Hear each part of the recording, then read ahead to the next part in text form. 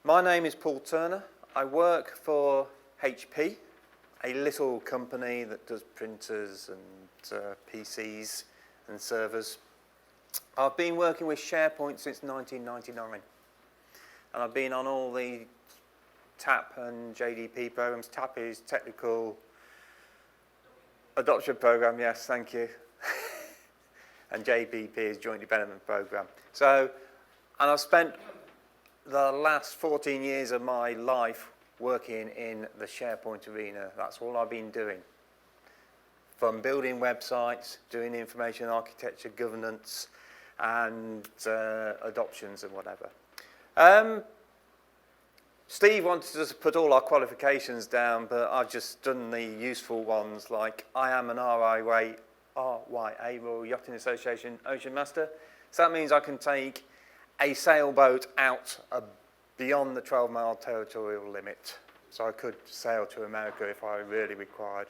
I also do rescue powerboats, and the sport that I like or used to play is rugby union. For those, it's sort of like American football without the pads and you get injured. So I have 4 broken ribs. I've broken 2 ankles twice, wrists 2 times, stretched my neck, dislocated fingers. So the joys of doing that. Work for HP. We are splitting into 2 companies, one for all the hardware and software and one for all the services. And the cloud services that HP offer are the areas that I'm going to talk about. I'm not going to sell anything. I'm just going to go through what the business needs to do to make going to the cloud successful. We're talking about the cloud. I'll come into about hybrid clouds later. We'll talk about key pillars, and the real thing of this is the considerations, what you as a business need to take into account.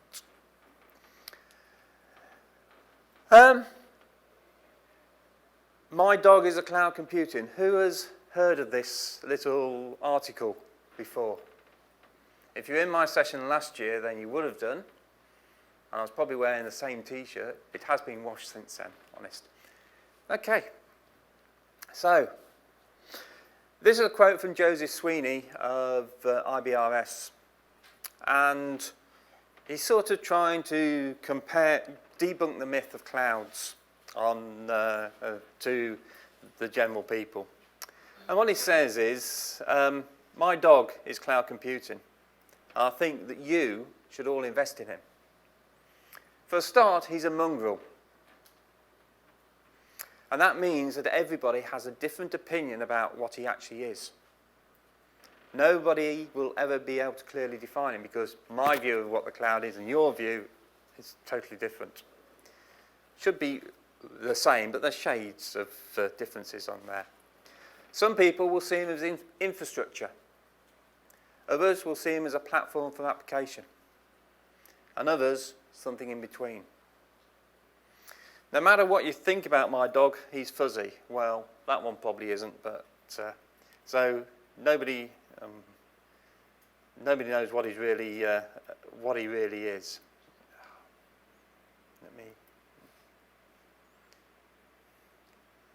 I forgot to print this out, so I can just read it from down there. So. As is a mongrel, there are no costs. My wife and daughter wanted a puppy about a year ago. And they went for a purebred miniature schnauzer. Sorry, I just told you what the answer is. And that costs lots of money to buy. Sort of £800 just to pay for the puppy, and then you get all the kennel club stuff on top of that. Whereas if you go for a mongrel from the RSPCA, you get him for free. But he still takes the same amount of money to keep running. So you have to give him food. You have to give him runs, walks. He also eats shoes, slippers. So for all those dog people around, they know that there's one favourite slipper that they will always go to, take apart and rip apart. So you've got to buy new slippers as you go along. So there's hidden costs that are going around. Eventually, I think the cost of buying a cloud But buying a mongrel dog is the same as a pure breed dog. What we're trying to get here is the difference between on-premise, your personal cloud, well-defined, or your mongrel one that is being provided for you. Some people say that dogs improve home security. So there's all sorts of other things going around the cloud that means that you've got to do something about that you get benefits from going to it. But I haven't been burgled at all. But how do I know that it's the dog that is stopping burglars coming in? It could be the security device or whatever. My dog likes doing tricks for people. So you can tell him to sit, dance around. You all know Pudsey on Britain's Got Talent's the dancing dog.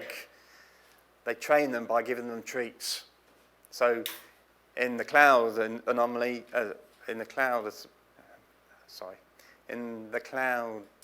you pay the organisation to give new features and new functions, i.e. you give the dog treats.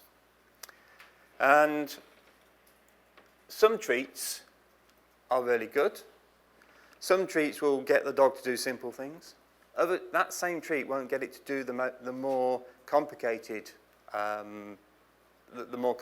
tricks, and then you have to buy a better treat, a more high-value treat for the dog to actually perform it. So, and it can leave the dog not being able to do whatever you want it to do.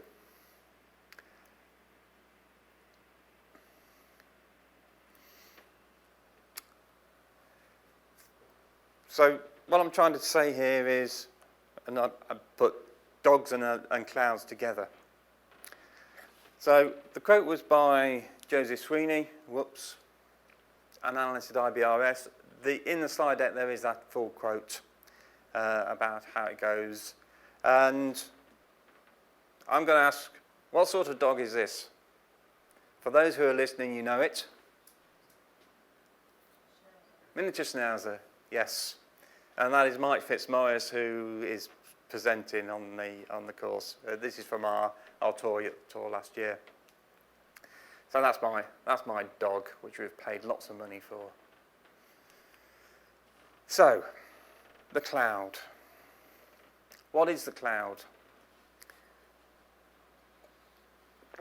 The official, one of the official definitions is it is a model for enabling convenient on-demand network access for applications and services, rapid provision, minimal management with effort, from your point of view. Quick question. Why does everybody want to go to the cloud? That's cheaper. More convenient? Sorry? Quicker to scale. Yes. Yep. Actually, is it cheaper for a big company, like about several thousand people? Is it still cheaper than have that local environment? The answer is it depends. We'll come to that about when we're talking about hybrid. Yes. HP, small company. It's an English joke, really, because HP is 300,000 users across the world, and we have the same discussions about should we put everybody in the cloud, should we keep everybody on-premise, and what areas we're going to do. So, it's there, convenient on demand. The business users really love it because they can just pay for a service and keep it running. Facebook took 5 years to get to 250 million users, and another 8 to double that, and then another 8 months to double the number of users on Facebook. They use a cloud computing model. They just add more and more tin into their data centers, and it just expands. And that's what you do when you order in the cloud. So why would you do it? We've already talked about some of these. Rapid deployment. If you want to get something done very quickly, then the cloud is a good place to do it.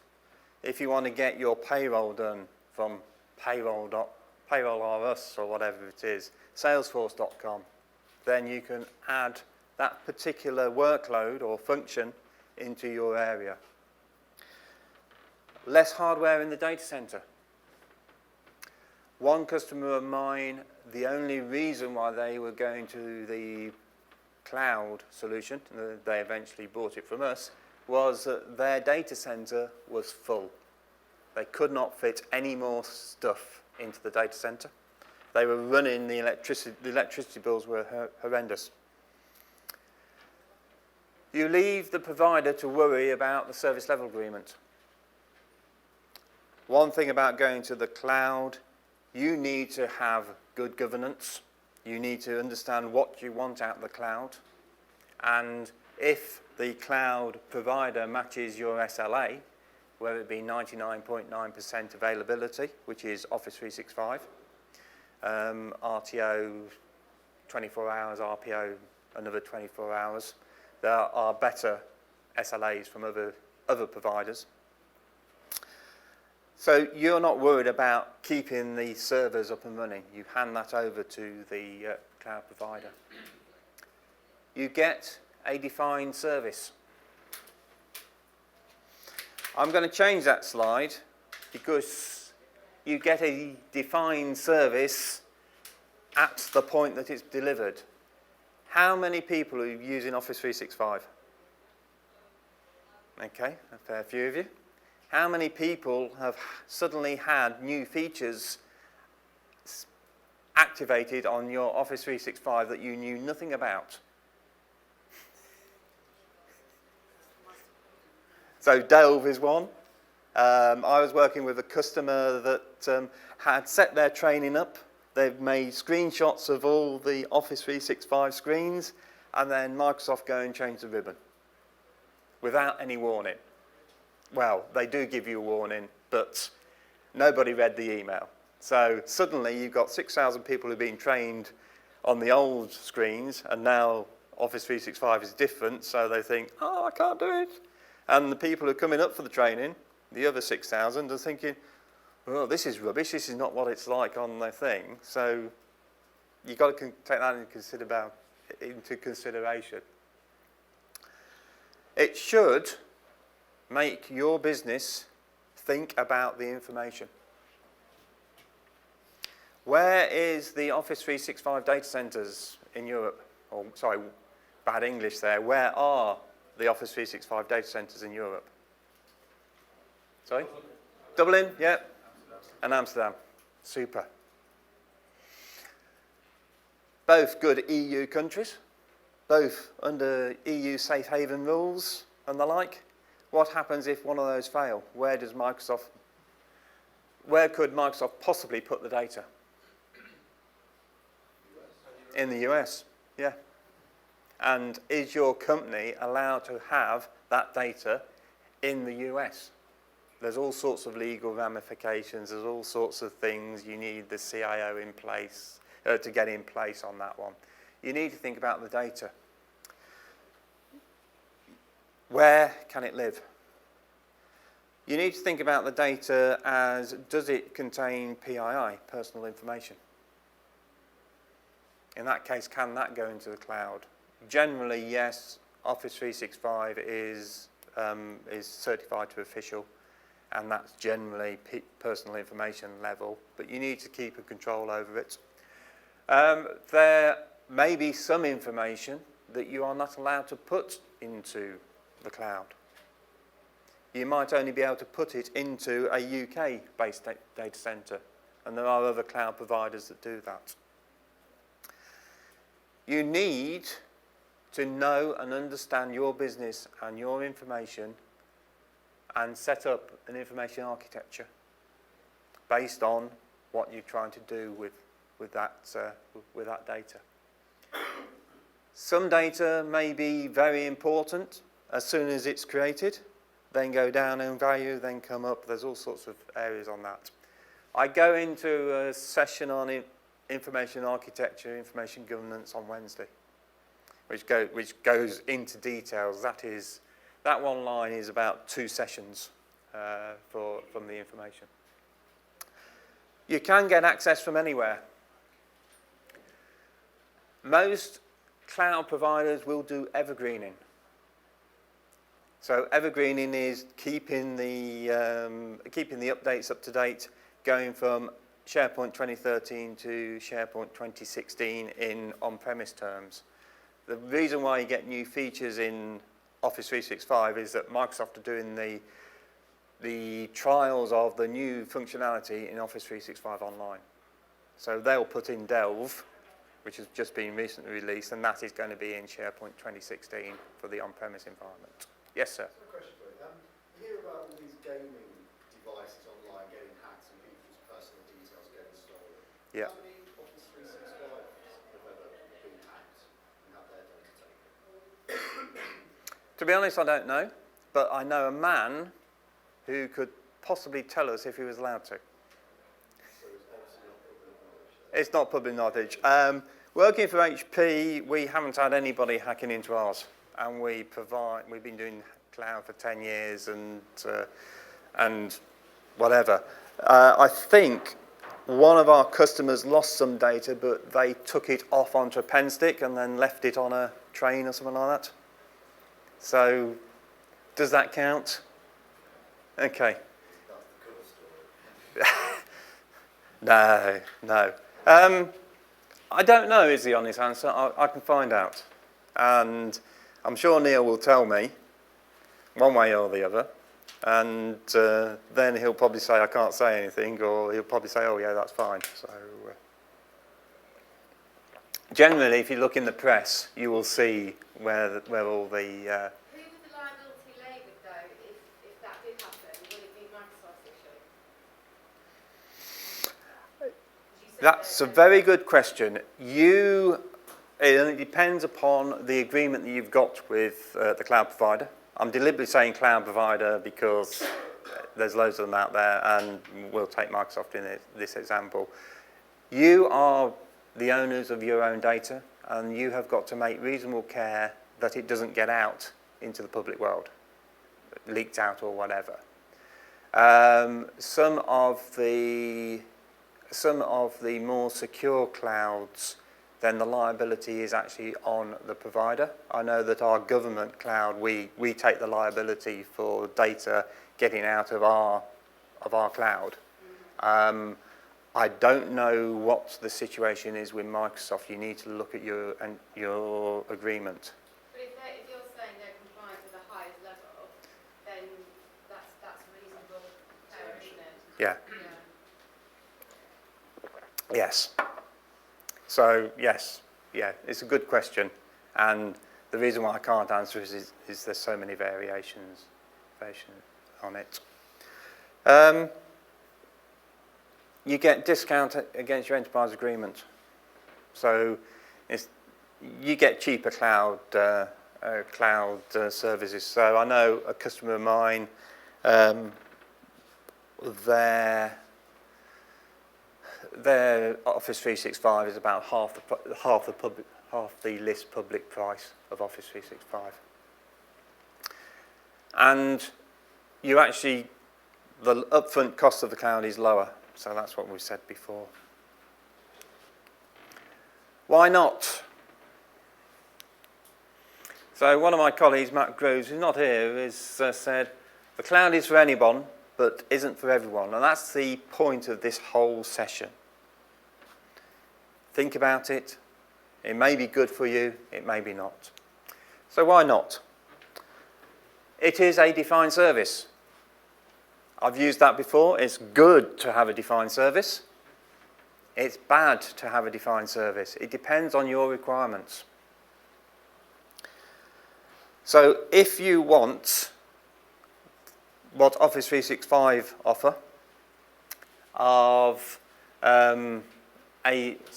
that's changed now. you can have a single external website, or you used to be able to have a single external website on Office 365. That's going or has gone. And you want to put 4 in, then you can't do it. You need to look at alternatives. Is 99.9% availability okay? For most people, yes.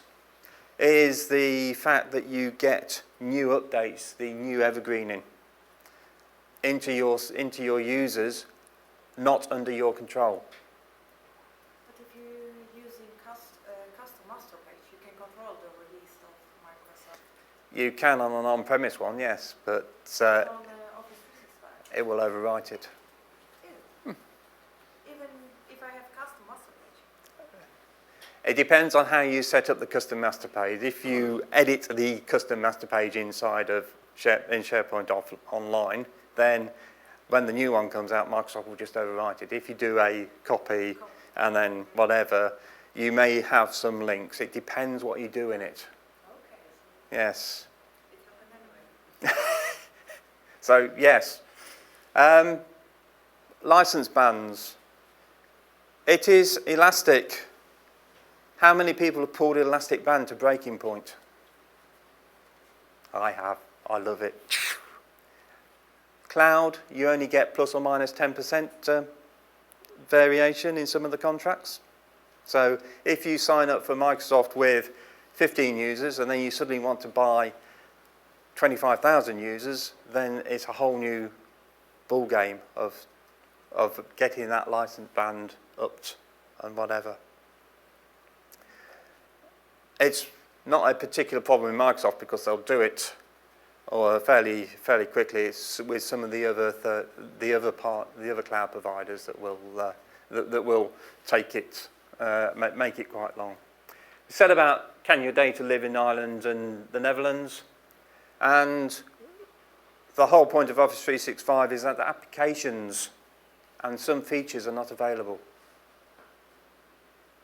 So you cannot put any of your homegrown written applications into the Microsoft cloud unless it's gone through a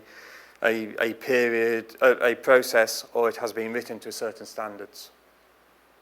Sorry, when you say applications that you've written, Yeah. what is the definition of that? Is it like something that you've done? I'm totally new to this. Okay. Is it something like if we made a customisation in Designer and published that, changed the form? You would be okay with that. It's when some people have actually gone down into Lifted the bonnet up and stuff? yeah, lifted the bonnet up, rewired the spark plugs and whatever. Most of the stuff I'm talking about, this is a very high level, and it will depend on what you've been doing. So it's more of a problem if you're trying to migrate or come from an on-premise 2007 version, 2010 version into the cloud, then there could be some things that don't actually go onto there. So I know with the 2010 discussion, we had a couple of issues where we had to lift the bonnet up for simply like opening PDFs. It just didn't want to do them because they're PDFs that were Microsoft, so we made a change. So if I made a change to something like that at that level, then that would be overwritten. Yeah, there are ways around. PDF is a fairly common problem, and you can buy little apps that do the PDF. So it depends on how everything is installed. You are at the vendor's schedule. You do not, unless you pay for it, you do not have any choice of when you're going to go to the next version, or when you get your cumulative updates applied, or when the new features are released, which may be a good thing, may be a bad thing.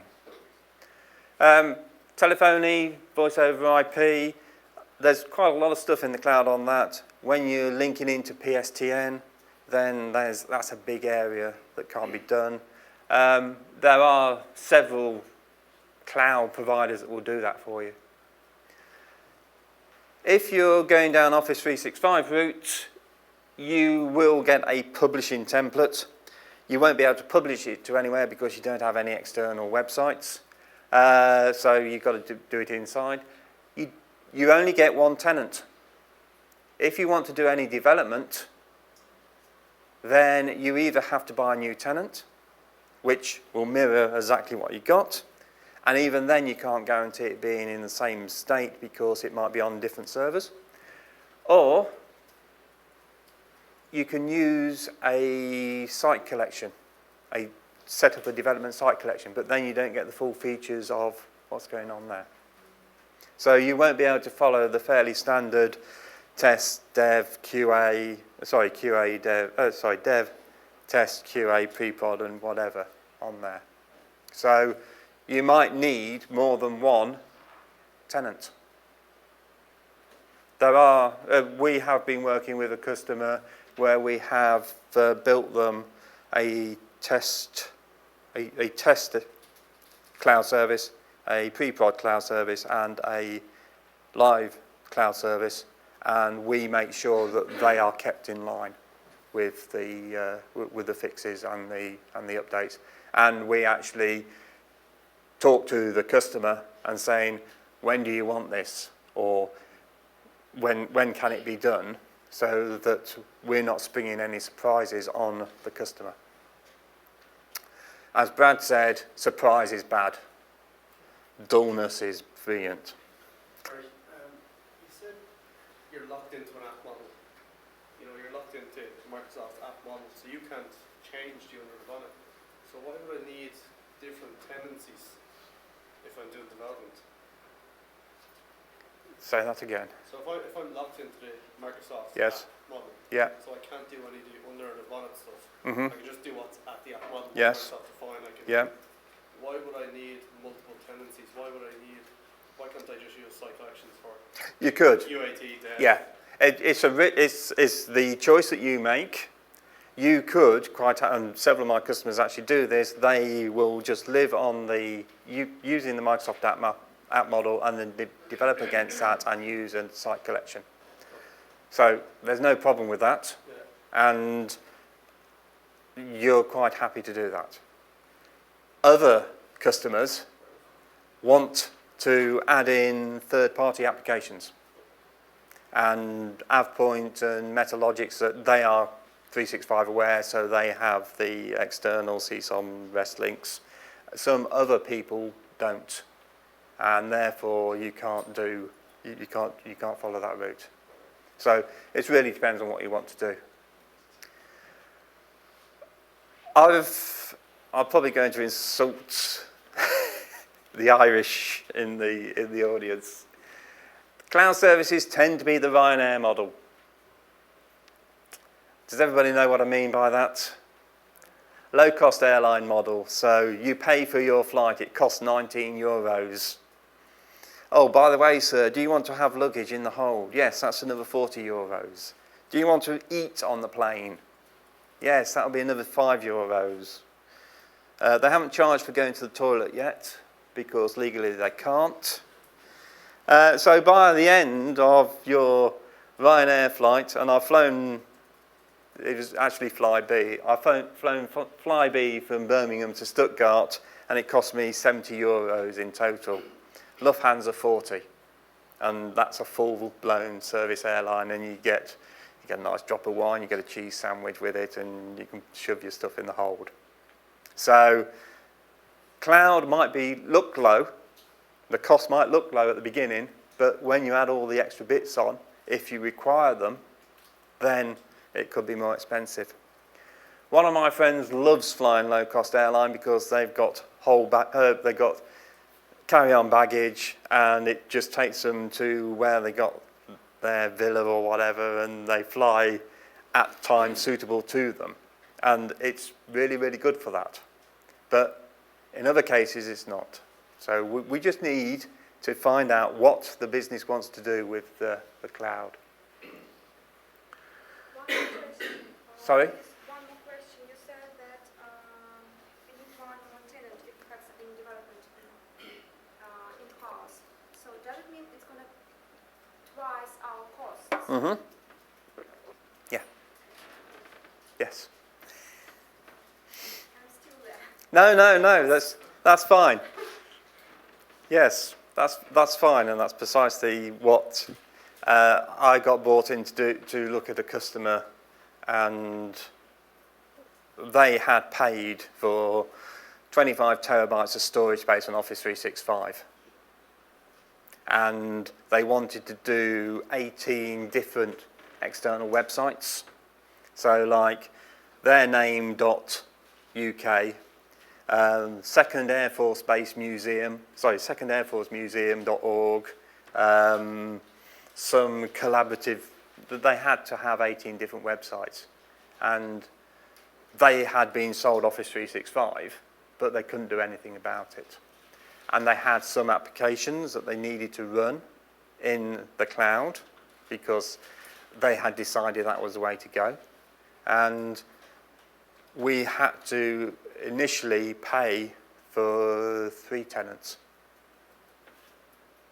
We are now getting them down to 2, but we're bringing them, we're increasing their on-premise, in inverted commas, view. So it really depends on what you're doing. Do you want your SharePoint environment to integrate with other line of business applications? Salesforce.com, Records Manager, Records Management. The life of the data in SharePoint is usually covered by some rules about when it can be kept and when it needs to be disposed of. So the easy one, tax records, after 7 years you can delete all your tax. So that's fairly easy, you can set it up, and therefore at the end of 7 years you just delete the rest of the data. For stuff relating to children, people, pensions, it's housing, it's forever, which is 199 years. So you need to be able to keep the data for 199 years. Which means, will the same cloud providers be around 199 years' time? Do I care personally? Probably not. If I do care at that stage, I will be a very grumpy old man. So you need to think about that. Your integration with a line of business applications, there may be some stuff that you want to do. Yeah, I've talked about public websites. Do you need to use significant customizations? That's coming back to your question. On-premise SharePoint, you can use remote blobs, which is all about speeding up the caching inside of SharePoint. You cannot do anything like that on online.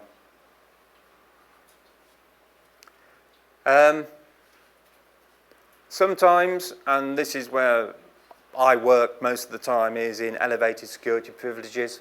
So I am working with documents that are classified as secret or top secret or restricted. And in Office 365, you can't get those you can't get those security requirements. You may want separate security requirements anyway, but you can't get that in there. And we talked about features updates, and you need control over your downtime. 99.9% availability means that you can be down for about 6 hours a month. I'll get the figures wrong, but there's a time that the service isn't available. You have no control over when that time is. If you go with another provider like FP Web, HP, or there's several people down there, then they will build into their schedule, we will use downtime on Sunday evening between 6 and 10. You pay for that privilege. Ryanair model again. Sorry, so you say that you don't have any control of downtime. If Microsoft could, they would just pull the plug for an hour during the day. That's a joke. They're still meeting their service level agreement. You signed up to that service level agreement. Did you look into the service level agreement? Probably not. 99.9% sounds fantastic, doesn't it? But yeah, and they do updates during the day as well. So I was working with one customer, and my admin ribbon changed, and the guy who was sitting next to me was obviously on a different server, and he had the old ribbon. But It's like anything in this life. You get what you pay for, or is it you pay for what you get? Talk to me about the subtle differences between those two sentences over a beer or two. Are all clouds the same? No. I'm a glider pilot as well, and a sailor, as you've picked up from before, and I love clouds like that, clouds like that. I'm not into clouds like that though.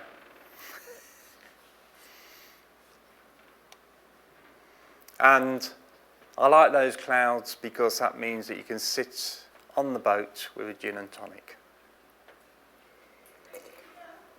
So not all clouds are the same. The UK government have a G catalogue, or government catalogue. And at my last looking of that catalogue, there are 25, well, more than 25 cloud providers. They have prices ranging from 10p per person per month to £20 per person per month. Do you think they are offering the same service? No, they're not. Microsoft is somewhere down at this end. We, HP, on our secret cloud, are at that end. And I haven't gone into the subtleties of private cloud, public cloud, and on-premise cloud, which is another topic entirely. So, when you sign up for this cloud provision, make sure you know what you're getting into. As my colleague at the back, or my newfound friend at the back, I'll buy you a drink later at the party.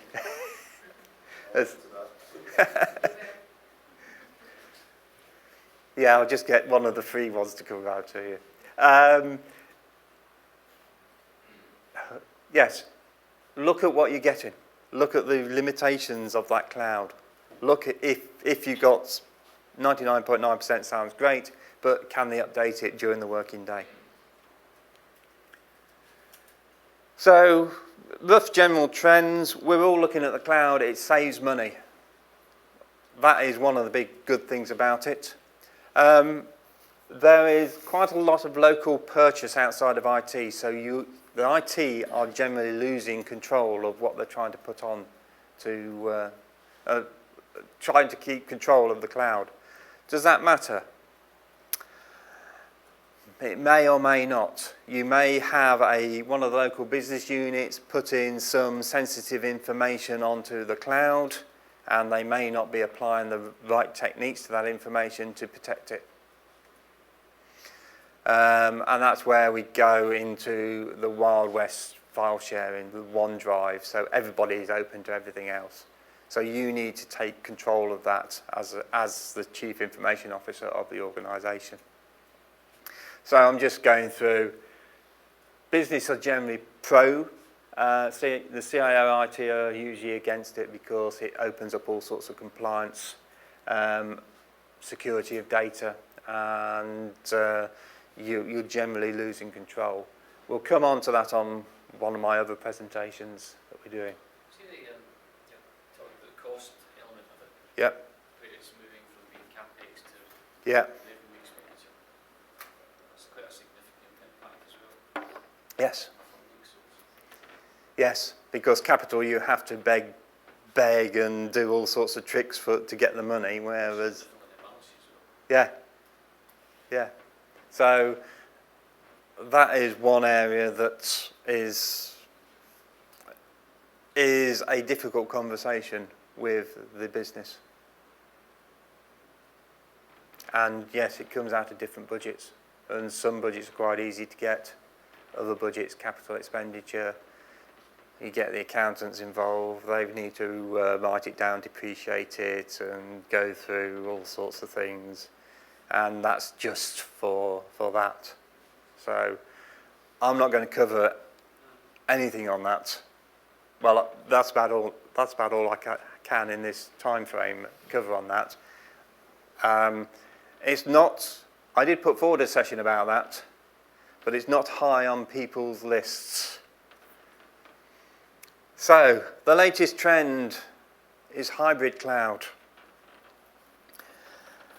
How many people? No, I'm not going to ask that question. Microsoft made a statement in 2013 that 2013 would be the last on-premise version of SharePoint to be released. Everybody who is speaking at this conference jumped up and down and saying, on your bike, we need on-premise, because there are some people who must be on-premise, there are some people who don't have access to the internet, and yet they work quite happily internally. So we're taking the view that a hybrid cloud is the way that most people are talking about at the moment. And that is, in my definition, not Microsoft's definition, it's a combination of your on-premise enterprise linking to a public cloud like Office 365, linking to a private cloud like FP Web, HP and all other sorts of people. This is cheap and cheerful. This is more expensive. And this is very expensive. So you, in Volkswagen terms, or Volkswagen and Audi group, you've got Seat, Volkswagen and Audi. So you pay for what you get on that one. So the 3 pillars, and I'm running way slow on this one, so my apologies for that. 3 pillars you need to talk about or think about for the cloud are the data. I think we've gone through that quite a lot. The people. Which people can get to the cloud? Why should they get to it? The real challenge with people is the devices. Mobile devices, iPads, iPods, not iPods, Galaxy tabs and all that sort of different form factors. Out of the box, Office 365 has some mobile stuff you need to set up and slightly configure. And there will be some stuff that you do not want to go down to a mobile phone. You don't want the 10 meg of a PowerPoint presentation being put down to a mobile phone. So you need to think about that. And this is where we're getting into some of the applications as well. So is it necessary to put CAD drawings into the cloud so that people can read it on their mobile? You might want to put CAD drawings into the cloud. If you're putting CAD drawings into the cloud, you're limited to the 2 gigabytes limit. If you're doing AutoCAD drawings on premise, there is a third-party software that will allow you to keep all the layers together. That one of my building customers does use. Governance. Brad talked about it. Ant's going to talk about it later. I've talked about it. It's critical. You need to know what you're doing. You need to know where you're starting, where you want to go, and the road to that end place. So when HP first introduced SharePoint, we only had document sharing facilities. 6 months later, they released Excel services. So a steady roadmap, drip feed all the features as it comes along. Try and hit the biggest people first. Real mistakes can cost real money. Yes. I'm using an Exchange example. So, and it's from a long time ago. There's no person wrong in this scenario. User signed up for 500 meg mailboxes at 10p per user per month. And they weren't sure how big the mailboxes were. So the cloud provider put in, if you go over 500 meg, you will have a charge of £15 per month per megabyte. So 15p per megabyte per month. Doesn't sound a lot, does it? Sounds good, doesn't it? Some of the users had 10 gig. So you are immediately, that's 20 of those. So that's £1, that's £3 per user per month additional to your 10p. So these users were being charged £3 10p per month. The company, 100,000 users. £3 times 100 users, that's times 100,000 users, £300,000 per month. Whatever that is, it's 3.6 million a year. Just because the company that was signed up to this couldn't do any information architecture. They just said, we'll let everybody go to the cloud. And they called me in after one of these presentations saying, we think we're being overcharged. So I knew the people at the cloud company, and they said, no, we're not overcharging them. We're sticking to our agreements. But somewhere, there was a mismatch, and that's what you need to do when you're thinking about going to the cloud. Okay, yeah, £1,425 per month. Ridiculous. More is not what you want. I'm going to quick through these. Do you want all of your data in the cloud? If you're looking at applications, stop at the year end, put the next year into that, and then you can take the data offline, so you're keeping down the amount of data that you want. We'll talk about lifecycle disposal in the information architecture one, but you need to get rid of stuff. The best thing that one of my customers did was to put a policy rule on their SharePoint to say anything that has not been referenced in the last 6 months gets deleted. They suddenly went down from that amount of data to that amount, and they cut their costs, their cloud operating costs. You need to look at classification of content types, metadata, how you're going to use. Don't use the out-of-box security stuff that you get from Office 365 because that's generic. You need to update it and turn it into your security update.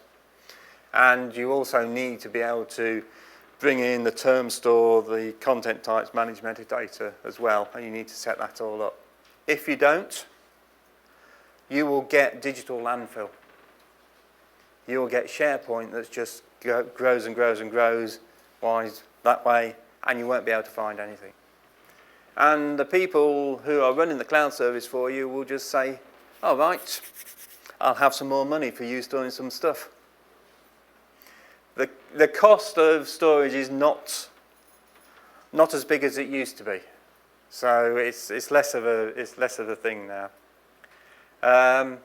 Yeah, we talked about data sovereignty, Patriot Act. How many international companies how many people here work for international companies? Okay, so you have different rules for different data in different countries, and the UK is different to the US, and there's different retention periods. Which one do you take? Which one do you adhere to? That's a wine beer conversation. I did put forward a presentation for the SharePoint conference about that, and I hope it was because it was too highbrow and nobody really understood what I was talking about, as opposed to whatever. So, people, yeah, bring your own device. John Timoney is doing the session on bring your own disaster. So, can the cloud provider actually give you the stuff you want to the device that you are using? Applications. Follow the SharePoint app model. If you have old applications, timesheets, expenses forms, you may have written them in a .NET program environment. You may have little executables sitting on SharePoint running around. Are they still relevant? Yes. Expenses sounds very relevant to me. Can you use them with out-of-the-box functionality? Yes. Microsoft have Excel services. Microsoft have recently just announced a new gadget, new application that covers expenses. It was on the Office 365 blog about 2 days ago. So if you're using out-of-the-box functionality, that's great. You don't need to maintain your old systems. You can just let the supplier deal with them. Are there any dates for cutover? Year end. HP goes quiet from the 1st of November to the 14th of November, when we cannot do anything at all with any of our systems, because that's our financial year end. So if you're going to put data onto the cloud, don't do it then, because you won't get access to it. Or if the application is a long-running application, at the year end, it might be a good time to move that data across. Yeah, the migration we talked about, or Brad has, I can come into that. My apologies, I'm running out of time. So hybrid cloud, we've talked about on-premise, public, private. This is one that I've done for a customer in Germany, where we have been using Microsoft Cloud and our secure cloud and the local internal network. Another customer, and you'll see that this says BPOS, this has been going on for years. So they've got standardized workloads in the cloud, they've got specialized workloads in their collaboration services, and they've got retained services that they are never ever going to put into cloud. Do you want your records management being put, all your records into the cloud? The details that you need to keep for legal requirements from the government. You may or may not. They have some confidential data, they have some SharePoint farms, and their principles are based that they will follow the Office 365 trend over time. So they have stated that they will put as much as they can into the cloud when it's available. So a basic principle, which is a business principle in this case. So they have functional technical implementation. So their business principle is we'll use utility services where possible, migrate as they become available. So now that Delve is in there, now that all the social stuff is available, they are actually making use of that. They are looking at on-premise for search, so for compliance. And Joel, who has just arrived, will be talking at length about search in his next thing. So the only reason why I put it here is that you may want to search your on-prem, your public cloud, and your private cloud. Which one do you use as the authoritative search engine? Do you have a third-party, non-Microsoft search engine in there? Are you searching line of business apps as well? So, and these are the thoughts that you need to do when you're thinking about the cloud. So where are they now? They're still search on-premise. They do not use Microsoft Search, but they eventually want to get there. And they are moving this stuff to Office 365, and they're actually moving some of the never stuff into the cloud because the rules have changed. And as Brad said, keep re-evaluating. It's a journey. It's a road. You don't just make the decision and then that's it. So they are actually moving. For the future roadmap of Office 365, we talked about it in length, really. The new features are dripped out into the cloud, the new ribbons, Delve and whatever. And I was having a conversation with somebody and they said no one will ever expect an Office 365 update, but you get one every 90 days or so. So it keeps going. You, as your business, need to be able to accept that, or if you can't accept the changes coming along, then you need to find a different cloud provider. So considerations, think of your workloads. By workloads I mean what can go onto the public cloud, what can not go onto the public cloud. Your command and control, so governance. information architecture, how you're going to set up the managed metadata on the clouds, and the features available, they will change. Is there a downside of looking at different hybrids and putting stuff onto different areas? You will get higher costs because you're putting lower volume onto the cloud. Yes? Just a quick question. We just, when, you know, probably obvious, but if you've got on-premise and you've got cloud, you've got term stored managed metadata Yeah. on-premise, it can't possibly talk to the cloud, can it? Yes, it can actually. It can, so Yeah. you don't have to have two versions of everything. You might want two versions for some reason, but yes, you can do it. It's not actually on any of the MSDN blogs or technical details. I can talk to you about that later. Right. Yeah, I spend most of my time mapping term stores between various or somebody. Does that go for any other data? So you can, if it's, you know, SharePoint list on cloud could actually post down to on-premise? It could do. That's a bit more. Yeah, you need to really define why you're doing that and what you're trying to do, and set it up. Talk to me over a few drinks and we'll be fine. Yeah. So admin and service. If you have got 3 cloud providers, you need to keep somebody looking after them, making sure they're providing the SLAs. So the cost of control, because you're controlling 3 people.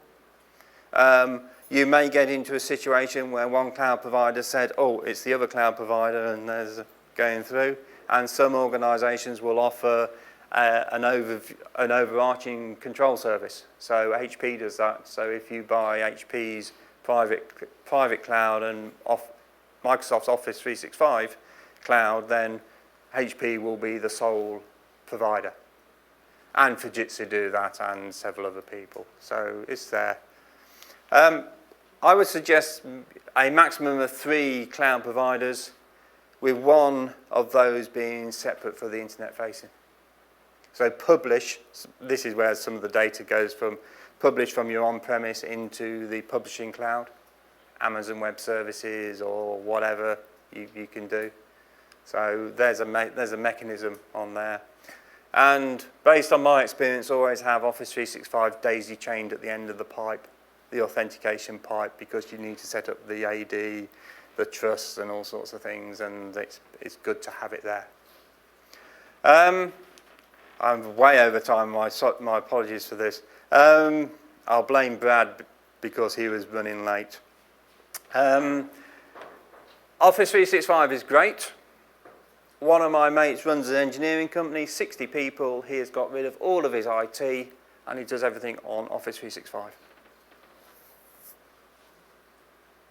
If you're looking at internet, intranet, then that's a good place for public cloud. Extranet may or may not be. I'll put it there. Private cloud, there are people who offer this, and they do different security levels. They will do you dedicated servers.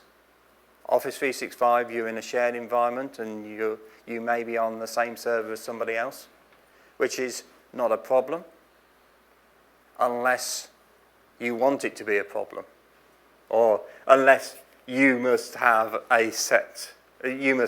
auditability of that service. So that's another one that you need to do. And then an on-premise workload, an example is records management. You don't want your records all over the place. Yeah, not all users follow the same thing. So 7-point checkpoint or 7-point checklist. What are you wanting to do with the cloud? Why are you wanting it? What are the rules that you're using the cloud for? Which service providers? Is your company ready? And perhaps the most important one, what is the exit strategy? What happens if you don't want to be in the cloud anymore, or you want to change providers? I worked with a large engineering company that was going off Office 365 back to on-premise for business reasons. Nothing to do with Office 365, but they wanted to go back on premise because they were buying up new companies, consolidating and selling off old companies, and they put all the companies that were selling off onto Office 365. So what's your exit strategy? So that's it for me. Thank you very much.